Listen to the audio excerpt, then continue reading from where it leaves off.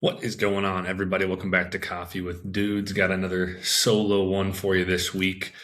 And today, what I wanted to just chat about was belief systems, and in particularly, like for those of you out there that want to make changes in your life, a lot of it's going to come down to shifting your beliefs because it's one of the hardest things to do. I know for me, I always struggle. I struggle with this. I struggled with this plenty in the past. But what I wanted to do was just go through some of the most science-backed ways to start shifting your beliefs so that you can actually make the changes in your life that you want. For a lot of us, like it's like you're trying to make, especially for listening to this podcast, probably something fitness, health related. You're trying to make those changes in your life. And it can be easy to like make a change for a week and then fall right back to your old belief systems. And so hopefully after these 5 little tips here, you can take these or take one of these and start trying to implement it so that you can create actually lasting change in your life and not just create that short term right back to square one, that we see a lot of times around the first of the year as well with the New Year's resolutions that come up. And there's a lot of science out there, just a lot of things out there that have talked about how a lot of those don't last very long. And it's because there's no long-term change that's been created. So let's go through this. So first is to act first. So it states that the belief follows the behavior, not the other way around. A lot of times it's like we think we got to force ourselves into believing something, but if we can start to actually take action, then it's going to actually lead to that long term. So your brain hates inconsistencies. And so when you act in a way that contradicts an old belief, the brain often updates that belief to reduce that discomfort. And so an example is don't try to believe you're confident.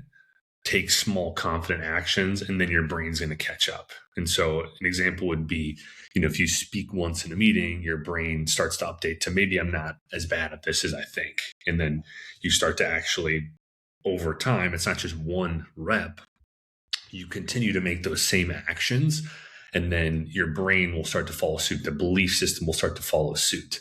It's really how we get good at things too, is just by doing it over and over again. And then, something that we were not good at all becomes something that we're extremely good at.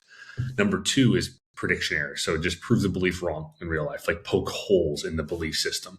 A lot of times these things, they come from, our childhoods and, the people around us. And we can just continue to be in Groundhog Day doing the same things over and over again when we, like the beliefs that we have are pretty easy to poke holes in. And so beliefs exist to predict outcomes. And so when really reality violates the prediction, the belief starts to weaken. And so, for example, you could say like, if I pitch, I'll get rejected. Okay. Like if I were to pitch somebody on a sales call, like I'm going to get rejected.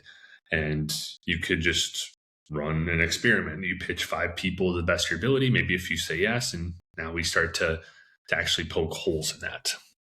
Or like every time I pitch, I get rejected, or every time I do X, Y happens. Well, if you do that enough times, you're going to see that that's not actually the case. And then now that really weakens that belief and we can start to actually make the shifts that we want to make. And again, it's not just 1 time, 2 times. It's like we need to repeat these things multiple times to be able to poke holes in it. Because 1 time, you pitch somebody, you're maybe not going to get the yes, right? Or, every time I like start to make a change with my health, like I go right back to where I'm at, right? Well, you can probably look at some period of your life too where that was not the case, where it's like, oh, well, I did this for 6 months or a year. I made these changes. And now and another thing like is that it's easy to just categorize this into like one area of our life when it's not the same for all areas of our life. It's like in health and fitness, I always fall off the wagon. Right. Or like I always fall off the wagon. It's like you're just thinking about one area. Oh, I do that in my health and fitness journey and in your career and your relationships and all these other areas. It's not actually the case. Number 3 is to reframe the meaning, not the facts. So beliefs are about meaning, not events. Changing the meaning changes the emotional response and the future behavior. So you could ask yourself, like, what else could this mean? Create 2 to 3 alternative interpretations for the meaning of something that's happening. Tony Robbins talks about this a lot as well. And I wrote something down not too long ago about this, where it's like the meaning you attach is 100% in your control. And a lot of times it comes down to the questions that we ask. And so that's a good thing to use. Like, how can I use this? Like, what else could this mean? A lot of times our like a failure, like our brain goes to, I'm a failure. Oh, maybe it's just like I'm learning and I'm growing, right?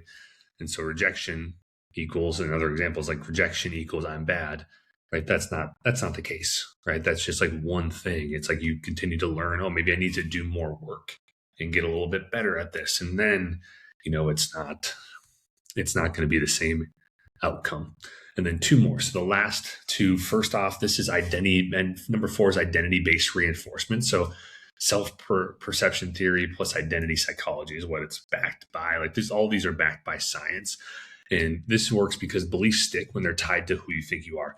I've talked about this many times, and Matt and myself have, like, your identity like determines all of this. Like what you think about yourself determines like the actions that you take, and all of that. So if we can replace outcome-based beliefs that we have, like, oh, I'm a failure because of the X, with identity statements, then we're going to reinforce this. So we need to continue to do it over and over and over again. It's not just a one-time thing. A lot of these things take time, weeks, months to really fully reinforce and to become second nature. And so we need to continue to take action. So an example is like, I need to be confident. And you could use instead like more of like I'm the kind of person who takes uncomfortable action, right? It's like just like reframing things that we want to reinforce as like an identity-based response. And then as we actually follow through on those things, it reinforces our identity to the person that we want to become. And then lastly, number 5, emotional state regulation. So beliefs follow your state. So this works because beliefs are state dependent.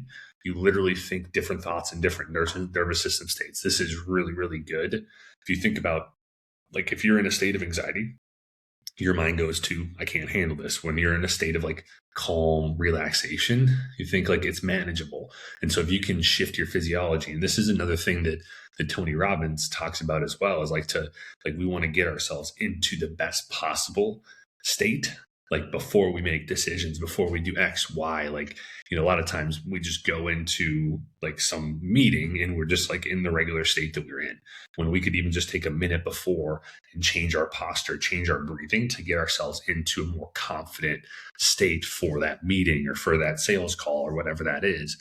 And so you could just shift your physiology by doing like slow breathing, like just like a box breathing where you do like 4 in, hold for 4, 4 out, hold for 4 at the backside. Like these things to get into a calm state, you get into more of like an elevated state as well.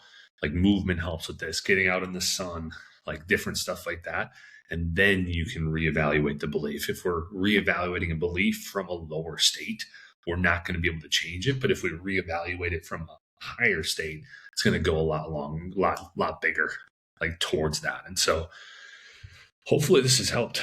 I know it helps me, just like going through this stuff and going through some of the science and some of the best ways to go about shifting beliefs. It helps me as well. And I've taken a lot of stuff from this that I'm going to use as well. And so, like, just to kind of summarize a little bit. So beliefs change fastest when your behavior, emotion, and identity change together. And so remember, this isn't just a one-time thing. This is like taking action, poking holes, like reframing things as like an identity-based thing.